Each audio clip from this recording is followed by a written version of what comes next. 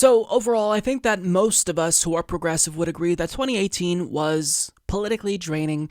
However, there were a few bright spots. So we are now going to crown our badass moment of 2018, and I have 4 nominees. The first is Alexandria Ocasio-Cortez's surprise victory, which kind of caught us all off guard. We were all feeling a little bit demoralized because there were some really big defeats when it comes to Amy Vilela, Paula Jean Swearengin, but here comes Alexandria Ocasio-Cortez, who slayed the beast that is Joe Crowley, someone poised to be Speaker of the House one day. And that, to me, is my number one choice. But I don't get to choose. I get to nominate 4 choices, and you guys get to vote. But to me, this is the bright spot of the year. Now, another nomination is going to be where a Seattle citizen berated city council after they passed a tax on large multinational corporations in order to alleviate homelessness in the city of Seattle, a heavily gentrified city. They passed this tax because they wanted to take action and stop homelessness because they have one of the highest homelessness rates in the country. So this tax was absolutely necessary. They passed it, and then weeks later, after putting pressure on the city council, well, the city council caved. And one citizen showed up to city council after this happened and said exactly what was on all of our minds. What's up, bootlickers? I haven't seen y'all since the camp out. I got something to say, right? I'm tired of this fucking shit. I'm a father, I'm a veteran, and I'm an anarchist. Those are 3 people you don't want to piss off, all right? I'm tired of children getting attacked in the streets. I'm tired of them sleeping in the fucking streets. I'm tired of seeing the very people that I swore to defend get attacked by the state.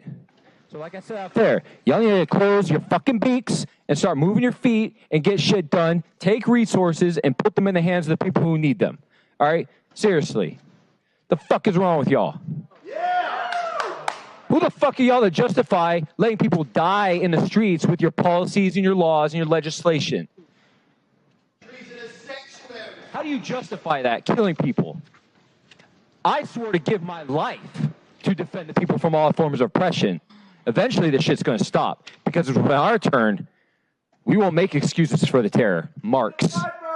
So I think that clip speaks for itself, and it's why I had to put it on the list. Now, another nominee is how Bernie Sanders beat Jeff Bezos, because it really showed Bernie Sanders has a lot of political capital, because he was trying to put pressure on Amazon to give workers a raise of a wage of $15 per hour with the Stop Bezos Act, the Stop Bad Employers from Zeroing Out Subsidies Act.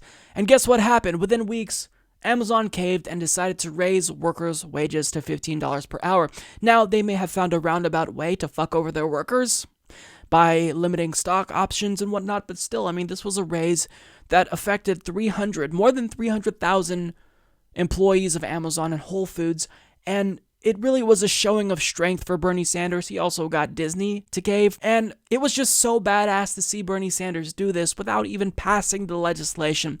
So it's why I think I had to nominate it as one of the badass moments of 2018. And finally, my last nominee would be Michelle Wolf's White House Correspondents' Dinner roast of the entire political establishment. We are graced with Sarah's presence tonight. I have to say, I'm a little starstruck. I love you as Aunt Lydia in The Handmaid's Tale. Mike Pence, if you haven't seen it, you would love it. Now, I kind of was iffy about including this on the list because, I mean, it's just a stand-up special. Comedians are inherently always trying to be edgy, but the reason why I had to include this was because she actually got changed. She offended the establishment so much that we're no longer going to have a comedian at the next White House Correspondents' Dinner.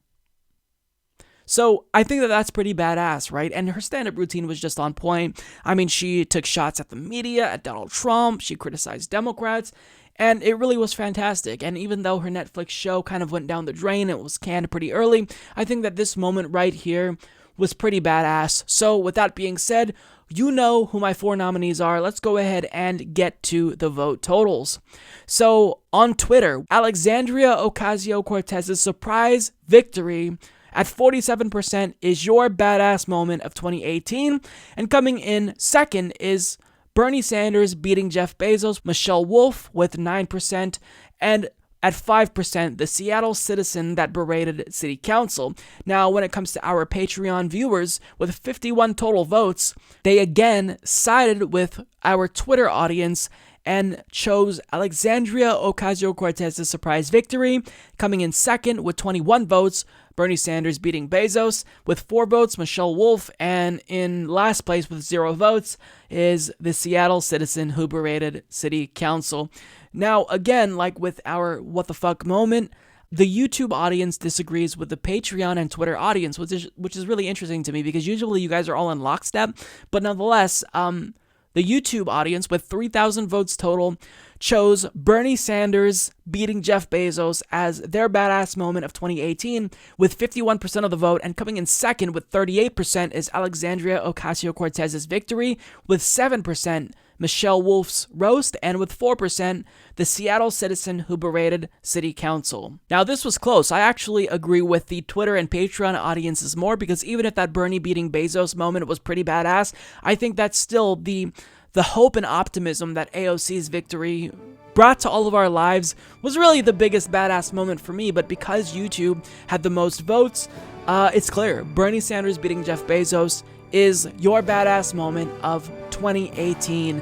And you know what? That's not a bad choice. I'm not mad that my choice lost. I still think you guys chose well, and AOC came in a close second, so I'm not even that mad. So, yeah, this is a pretty good choice. So congratulations to Bernie Sanders taking the top of the list again in a Humanist Report award show. Surprise, surprise, right? Support this podcast by becoming a patron at patreon.com/Humanist Report.